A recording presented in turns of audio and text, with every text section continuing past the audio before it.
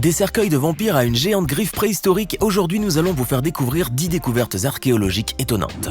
En 1929, à Guang'an, dans la province du Sichuan en Chine, un agriculteur en plein labour de son champ tombe accidentellement sur des reliques en jade.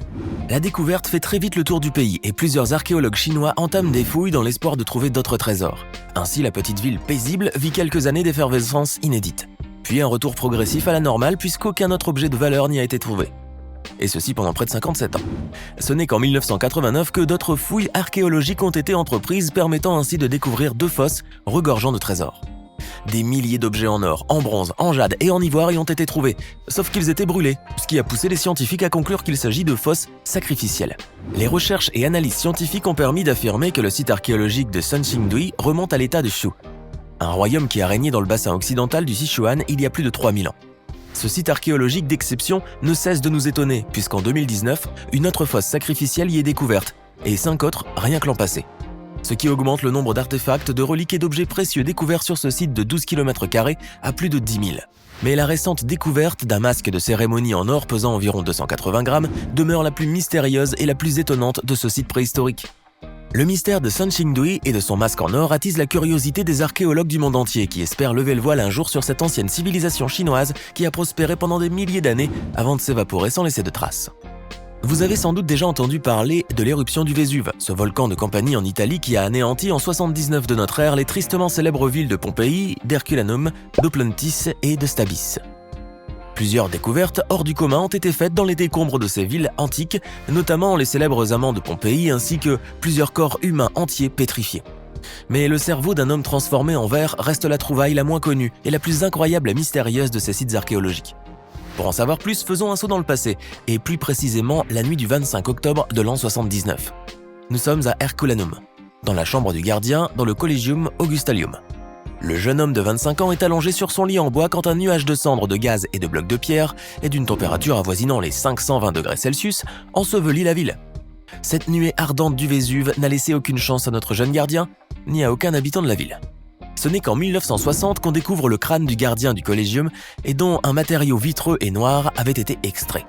Il aura fallu encore plusieurs décennies de plus pour que les scientifiques puissent affirmer que le matériau en question n'est autre que de la matière cérébrale vitrifiée. C'est-à-dire qu'elle a subi le processus de vitrification par lequel tout matériau brûlé à haute température et refroidi rapidement se transforme en verre ou en émail. Les fouilles archéologiques sont toujours en cours à Pompéi et Herculanum. Il semble que ces cités antiques, détruites dans des circonstances apocalyptiques, n'ont pas encore livré tous leurs secrets. Notre planète regorge de trésors archéologiques, remontant parfois à des milliers d'années comme Stonehenge ou les lignes de Nazca, et dont on ne connaît toujours pas l'unité. Tel est le cas d'une structure vieille de 25 000 ans et de 12 mètres de diamètre, découverte dans la steppe forestière de Russie. Une architecture qui soulève une multitude de questions.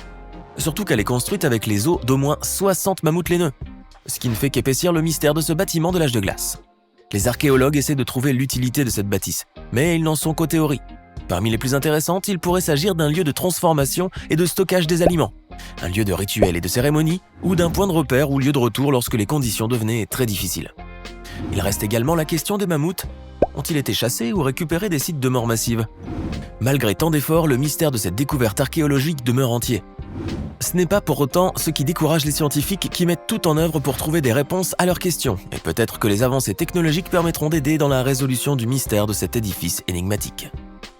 Les vampires, mis à part Edward et Bella de Twilight, vous n'y croyez pas? Eh bien, peut-être que cette découverte archéologique va vous faire changer d'avis. En effet, en 2008, en Bulgarie, 100 tombes de vampires ont été découvertes. Vous vous dites sûrement qu'il s'agit de vrais vampires, ils ne devraient pas être morts. Je vous répondrai alors que ces restes de vampires, vieux de 7000 ans, avaient des pieux enfoncés dans leur cœur. Si ce n'est pas une preuve que ces restes appartenaient à des vampires, je risque tout de même de vous décevoir parce que les recherches scientifiques ont permis d'établir qu'il ne s'agissait que de simples êtres humains, des aristocrates ou des religieux poignardés et cloués dans leur cercueil. D'après Bozidar Dimitrov, directeur du Musée national d'histoire bulgare, ces personnes étaient considérées comme perverses de leur vivant et on pensait qu'elles deviendraient des vampires une fois mortes, continuant à tourmenter les gens. Et ce n'est pas plus mal, nous ne sommes pas du tout prêts à faire face à un monde où les morts vivants seraient monnaie courante. Au début des années 90, un groupe d'archéologues explorait le réseau de grottes, qui s'étend sur 64 km du mont Owen en Nouvelle-Zélande. Ils n'attendaient pas grand-chose de cette expédition de routine, jusqu'à ce qu'ils aperçoivent dans l'obscurité de l'une des grottes une énorme griffe encore intacte, qui semblait provenir d'un dinosaure mort très récemment, tellement elle était bien conservée. Ils se sont empressés de l'analyser et le résultat a été stupéfiant. La griffe en question correspondait à des restes momifiés vieux de 3300 ans. Les analyses ont également démontré qu'il ne s'agissait pas d'une griffe de dinosaure mais plutôt de moa. Un oiseau géant préhistorique éteint depuis plusieurs siècles et qui atteignait 3 mètres de hauteur et n'avait ni aile ni queue. Je n'ose même pas imaginer la déception de nos fameux archéologues qui pensaient avoir découvert les restes d'un dinosaure contemporain. Mais leur trouvaille, qui appartenait à une espèce d'oiseau apparu il y a environ 18,5 millions d'années, n'était pas à dénigrer non plus. En plus, elle a permis d'approfondir nos connaissances sur une espèce préhistorique. Ah, l'Égypte antique, ses trésors et ses secrets. Ces dernières années, rien n'a suscité l'engouement et les théories farfelues plus que la momie hurlante. Mais l'égyptologue Zahi Hawass et le professeur de radiologie Sahar Salim se sont donné la mission de briser le mystère de ce cadavre qui semble avoir hurlé pendant son embaumement. C'est à coups de scanners haute technologie et de tests ADN qu'ils ont pu mettre fin à toutes les hypothèses infondées. En découvrant que la célèbre momie trouvée dans une tombe royale à Der el-Bahari dans la vallée des rois est la princesse Meret Amon décédée il y a environ 3000 ans. La princesse serait morte d'une crise cardiaque suite à une athérosclérose, une maladie dégénérative qui affecte les artères. Puis, elle n'a été découverte que plusieurs heures après son décès alors que la rigidité cadavérique avait atteint un niveau irréversible. Ainsi, même les embaumeurs chevronnés de l'équipe antique n'ont pas pu redresser ni allonger son corps pour lui donner une apparence normale. La tâche fut rude et a demandé plusieurs semaines voire plusieurs mois de travail acharné à nos 2 égyptologues de renom avant de pouvoir briser un mystère qui a duré beaucoup trop longtemps. Vous avez déjà regardé le film à succès Da Vinci Code et il vous a certainement donné des envies de devenir un grand cryptologue auquel aucun code ne résiste. Et si c'est le cas, le mystère du manuscrit de Voynich vous fascinera. Ce livre a été découvert en 1912 en Italie par Wilfried Voynich dans la bibliothèque d'une communauté de jésuites. Il remonterait au XVe siècle et est écrit dans une langue inconnue. Quant à ses origines, elles demeurent incertaines.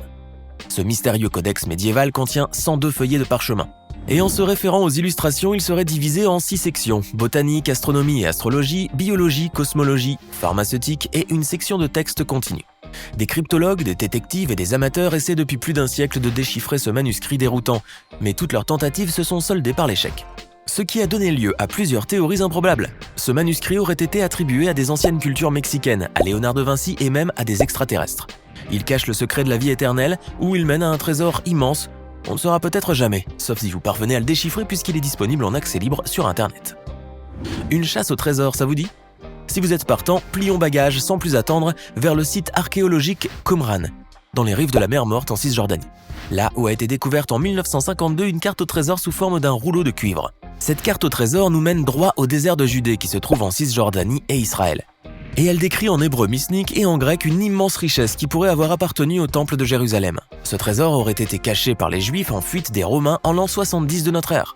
En tout, le parchemin de cuivre répertorie des trésors s'élevant à 160 tonnes d'or et d'argent, ce qui en ferait le plus grand trésor des trésors jamais enterrés.